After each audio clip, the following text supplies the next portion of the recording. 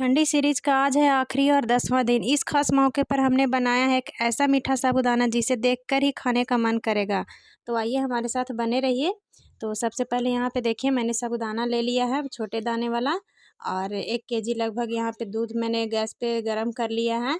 और साबूदाना को देखिए यहाँ पे धो देंगे। और देखिए यहाँ पे दूध हमारा उबल गया है, तो अब इसमें साबूदाना डालेंगे।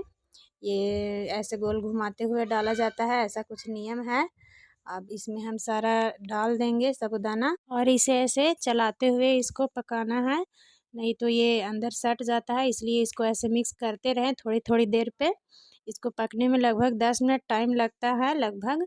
तो यहाँ पे देखिए अभी दूध भी थोड़ा पतला लग रहा है। जैसे जैसे साबूदाना इसमें पकेगा दूध भी गाढ़ा होते जाएगा।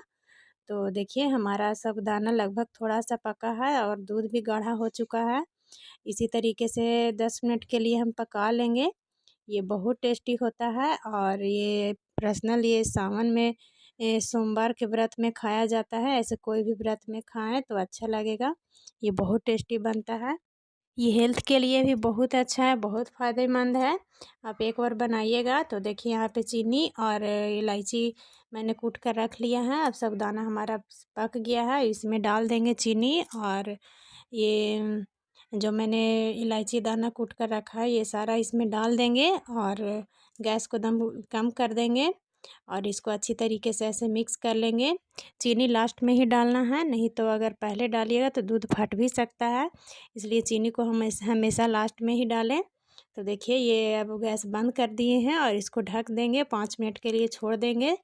अब देखिए 5 मिनट के बाद ये पूरा अच्छे तरीके से सेट हो गया है। ये बिल्कुल रेडी है खाने के लिए। तो लीजिए गर्मा गर्म साबूदाने की खीर आप खाइए। झारखंडी सीरीज़ का आज अंतिम दिन था तो इसलिए हम कुछ मीठा बनाएं। तो ऐसे वीडियो में अब मिलते रहेंगे, आप सबके लिए वीडियो बनाते रहेंगे। मिलते हैं, बाय बाय।